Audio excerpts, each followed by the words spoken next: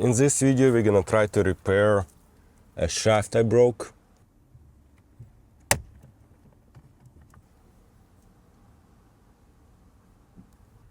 It's really tough for me to get a good angle there, but that's a piece that's broken.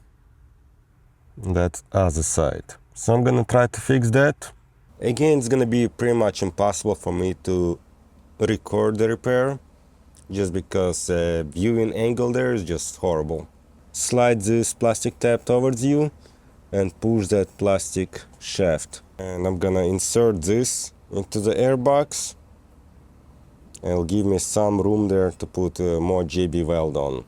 Now this is gonna go toward that box, and I wanna make sure that this end, the one that's gonna be attached to the box, does not stick to it, as this part gonna keep rotating when the door actuator is gonna be working. So I'll put a little bit of white grease on here and another side on the box. Just make sure that white grease does not touch the shaft. I want to make sure JB weld is sticking to the plastic, and white grease would kind of prevent it from sticking. Okay, I'm getting ready to do this. Got JB weld right here. Here's a broken shaft. I put painter's tape just to keep this area clean, so that that white part gonna be able to go in with no issues. And on the other side, have that plastic piece there. I'll keep it there and put JB weld pretty much inside the diameter. The repair definitely did not go as planned. I really don't like how it came out, but I still hope it's sufficient. I'm gonna test it out now. It's definitely pretty strong, but now I can't push this piece all the way back. Try to record from here as well. You could see this one, and I moved it around a bunch of times, and so far it's good. Not sure how long it's gonna last. And again, I wasn't able to put this all the way back. It's sticking out just a little bit, this piece.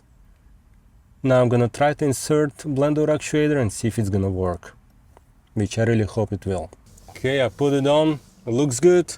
Now I'm gonna put seat back here, just because I wanna connect the airbag connector, because I don't wanna deal with resetting airbag light later on. Now we are about to see if I fixed it or not. I'm gonna connect negative terminal battery. Now I'm gonna start the truck. I can now say for sure that all front vents working, so actuator is definitely working. For how long, I have no idea, but I do hope it'll be working for a while.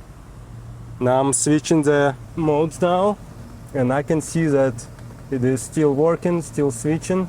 Put it back in auto, and I'll hope for the best. Using JB weld in my case did work.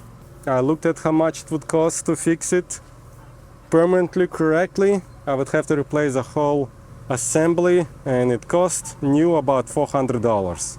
And that's just the assembly. If I were to repair it properly, I would probably also replace evaporator and heater core, and that would add a couple more $100.